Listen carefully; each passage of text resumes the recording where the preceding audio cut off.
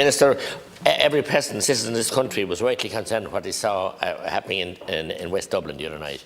I have a situation in Clonmel and in Carrick-on-Suir and Tipperary where we don't have the Gardaí. We are a frightful state of lack of numbers.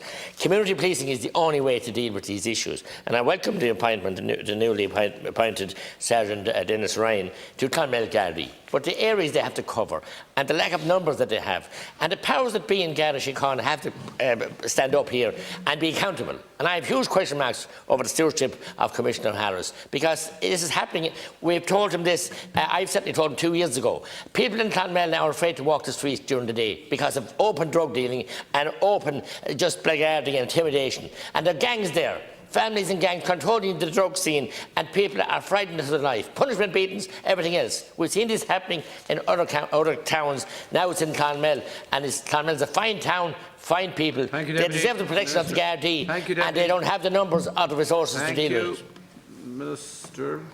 I would agree with you that, as I heard you, Deputy McGrath, that I think one of the responses to this is the really prioritisation of community policing. I mentioned some of the actions I mentioned earlier on regarding Cherry Orchard could equally apply in towns and cities right across the country.